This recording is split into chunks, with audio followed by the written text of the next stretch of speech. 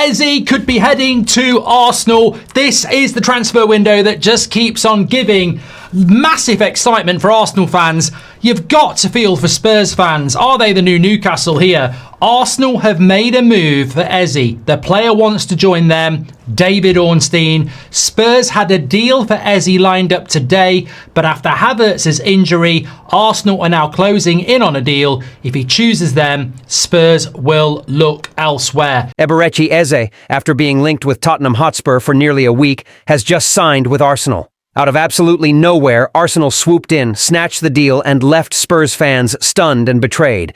This isn't just a signing, it's a robbery, it's drama, and it's Premier League madness at its finest. Let's break down exactly what happened, why this move changes everything, and what it means for both clubs moving forward. Huge, major, breaking news for Arsenal and Tottenham. The North London derby is Eze, and it looks like Arsenal have won it at the end. For days, Spurs fans were confident. Eze was Tottenham's man. He was linked heavily, the media ran with it, and the story was everywhere.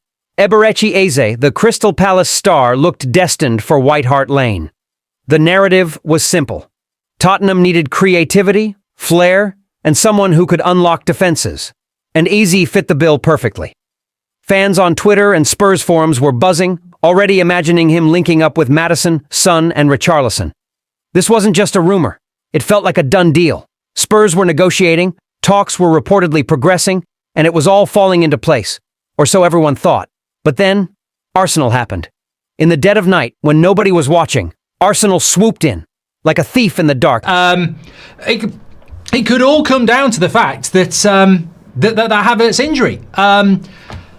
You always felt it though. Every time we've been talking about Eze on this channel to Spurs, it's always been what a good deal that is. What a good deal for Spurs. What a good deal for Eze, who'll play every week. Spurs look good this season. Thomas Frank, etc. But you always felt, why aren't Arsenal doing it? I mean, Eze felt more suitable than Madueke. They hijacked the deal. No rumors, no whispers, no leaks, just bam. Out of nowhere, the announcement dropped. Eberechi Eze has signed with Arsenal.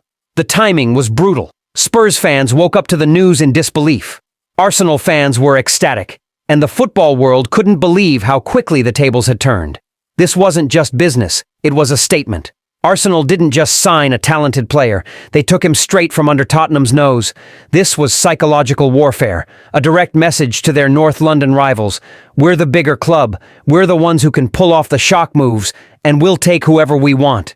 It's ruthless, it's dramatic, and it's the kind of moment that defines transfer windows. Now let's talk about Eze himself. Because make no mistake, this was his choice too. Tottenham were pushing, but when Arsenal came calling, Eze had to decide. Spurs, who had been working on this for days, or Arsenal, who suddenly offered him a chance to play Champions League football, to compete for titles, to work under Mikel Arteta in a team packed with stars? Think about it. Saka, Martinelli, Odegaard, Declan Rice, and now Eze. The temptation must have been overwhelming. We were literally talking about this. Was it yesterday or this morning? About there's not long left in the window. Do you make the move, or do you stick with what you've got? And Arsenal, I think, have to do everything possible to put the message out that they're doing everything they can to win the title. And even though they've had a good window, there was a feeling that they needed another attacker. Now, I don't know the extent of the Havertz injury, but this is significant. And to be honest, I'm not shocked. And to be honest, I think this is a fantastic Manchester United, fantastic Arsenal signing. You know, Eze is a fantastic player, there's no doubt about it, and it would have been a brilliant signing for Tottenham, of course. But what are your thoughts? I mean, I've got to say, Tottenham could pivot towards Savio from Man City, Savinho. They're going to pivot somewhere, aren't they? They did go for Gibbs White, they didn't get him. They're going for Eze, they're not going to get him. I mean, as Spurs fans, I think you've got a lot to be positive about. I think Thomas Frank looks good, you've made Kudos looks good as well, but Gibbs White, now Eze, you will be feeling third time lucky, and where they go next, we'll have to wait and see. But I can only see him signing for Arsenal now. And that's the truth. Arsenal offered ambition, Spurs offered opportunity. But Arsenal offered glory. And in the end, that's what sealed the deal. Now imagine being a Spurs fan. For a week, you're convinced Eze is coming. You're refreshing Twitter, watching YouTube breakdowns, getting hyped for his debut in white. And then Arsenal snatch him away. Not a random European team, not a distant rival. Number Arsenal, the team you hate the most, the team that shares your city. This isn't just losing a transfer. This is humiliation. A dagger to the heart of every Tottenham supporter. And honestly, it might sting for years to come. For Arsenal, this move is massive. Eze brings flair, creativity, and unpredictability. He can play on the wings, in midfield, even as a number 10. He adds depth to a squad that's already one of the best in England. Arteta has pulled off a masterstroke. Not only has he strengthened his squad, but he's weakened his rivals psychologically. The scary thing is, look, football's always about incidents and, sliding doors. They probably should have gone for Havertz anyway.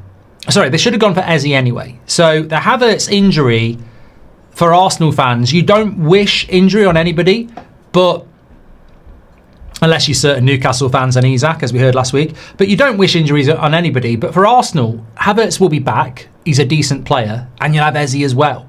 If Havertz hadn't got injured, or had got injured after September the 2nd, you wouldn't have got Eze. So in a way, it works out quite good for them, despite the bad news. So I think it's a good signing for Arsenal. But we've all been there. We've all been there, haven't we? We've all been there when you think you're going to get a deal and then someone swoops in right at the end and steals them.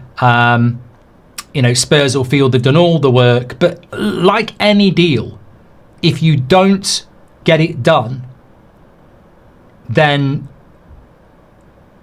it's there to be stolen. Arsenal didn't just get a player, they sent a message. We're ahead of you, we'll stay ahead of you, and we'll take your dreams while we're at it. This isn't just a transfer. It's a story of rivalry, pride, and power. Arsenal robbed Spurs of their man. Spurs look foolish. Eze looks ambitious. And the Premier League looks more dramatic than ever.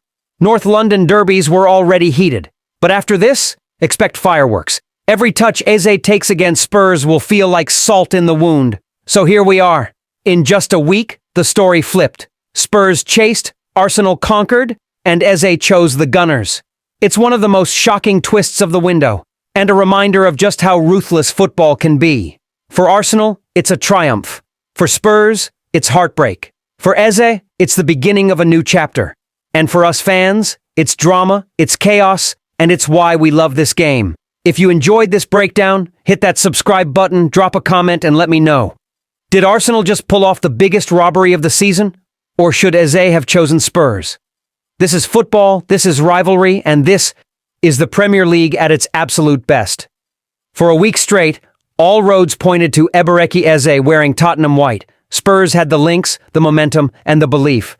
But in true Premier League fashion, Arsenal stormed in and stole the deal right under their noses.